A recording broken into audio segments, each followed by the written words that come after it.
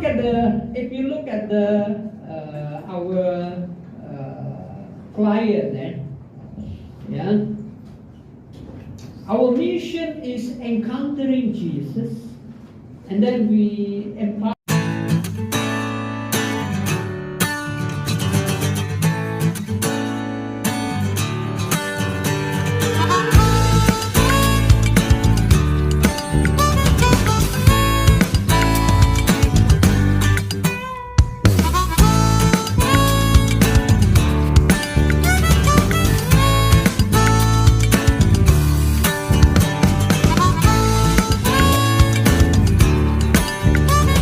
Okay, let us listen to the word of God. Amen. If you look at our client, yeah, our mission is encountering Jesus, and then we empowering generation, and then engaging communities. And our vision is we exist to obey God, see people saved, and extend His kingdom. Okay, so we are now in the encountering Jesus. Yeah? How many of you remember the title of last week's message? Still remember? Ingat apa title last week? Last Sunday. Yeah? Last Sunday, what is the title of last Sunday message? Yeah? Encountering Jesus. Yeah? Encountering Jesus. Why do we need to encounter Jesus? Yeah? Few weeks ago, I was listening to a teaching. A Bible teaching. So the preacher, believed that if we have grown-up children, and they are still having bad attitude or difficult attitudes, and we want them to be changed. We want them changed. So this teacher said, it's very difficult for us to change them. Only God can change them. Only God can change them. So he gave an example. Look at Paul. Look at Paul, he said. His name was Saul.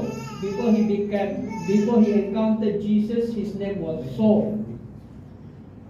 His sole purpose was to destroy the Christian movement at the time. The sole purpose, his mission was to stop the development, to stop the spread of the gospel, to stop Christianity, to stop Christian being spread, to become more and more. So what he did was he get a letter and he tried to persecute all the Christians so that they will become afraid, fearful, and they will not spread the gospel. But on his way to Damascus, what happened to him? He encountered Jesus personally. Dia berjumpa dengan Tuhan. Yeah? And when he encountered Jesus personally, where he heard a voice, Saul, Saul, why do you persecute me? And Saul said, who are you, Lord? I am the one that you are persecuting. And that encounter changed Paul. That encounter with Jesus changed Saul. So it's very important for us to have an encounter with Jesus every day. Amen. Amen. Because you see what happened to Saul From a persecutor, he become preacher. Amen. Before that, he was opposing Jesus. But when after he encountered Jesus, he is the one who will become proponent of Jesus. So you see that the impact, the significance of having encounter with Jesus is very important. So this preacher said, kalau kamu mau anak kamu berubah, atau kalau kamu mau husband kamu berubah, kalau kamu mau istri kamu berubah, kalau kamu mau jiran kamu berubah, kau tidak boleh ubah. Pray, they will encounter the Lord. Pray, they will have an encounter with Jesus.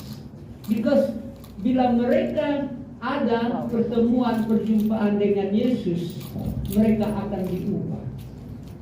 Amen. Yeah? Hallelujah. We cannot change people. Yeah? Because we are imperfect. And sometimes people look at us, kau siapa? Who are you? Yeah.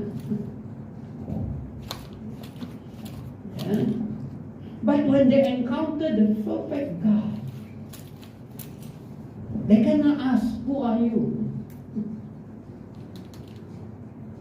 Yeah. Hallelujah. So keep praying that the persons that you want to be changed will encounter Jesus personally. Hallelujah. Amen. Okay, let me give you some examples of people in the Bible that have a personal encounter with God and how God changed them. Okay, next.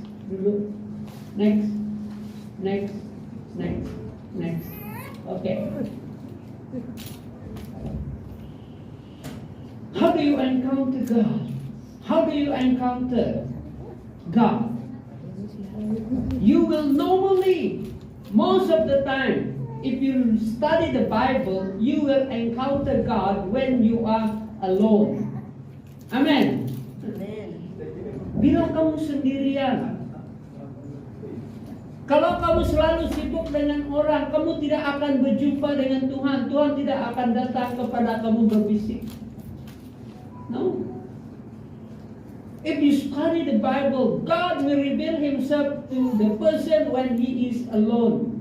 Because He can focus attention kepada dia saja. Tapi kalau kamu sibuk dengan orang lain, tiada. Ataupun kalau kamu sibuk dengan benda lain, like this, you cannot focus your attention to God. And you cannot listen to God. Look at what happened. Gideon, where he was alone, working, hiding and working. And God revealed Himself to Gideon when he was alone. So you will encounter God when you are alone, when you are not busy. Amen. So if you want to encounter God, learn, discipline, to have some times alone to be with God. Belajar, ambil masa, sama dengan Tuhan sendirian.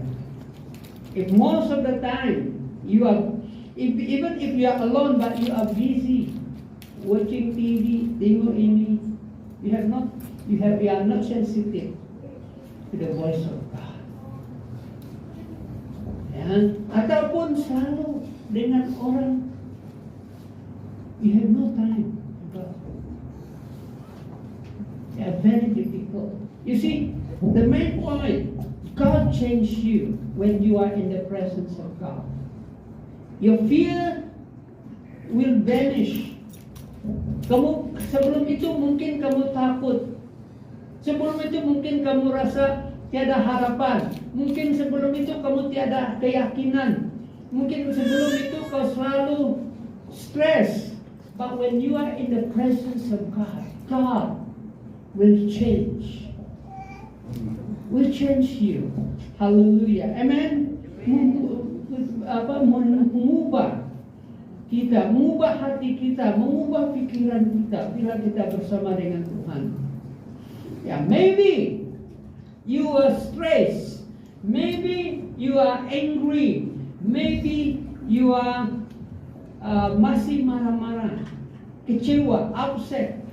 But when you are in the presence of God, because the presence of God influences you, He heal your heart. He change your mind and heal your heart. Instead of marah, kau mula mengampuni orang. Instead of takut, kau menjadi yakin. God is with you. So it's very important.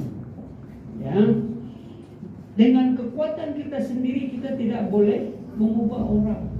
Only God can change a person. Yeah.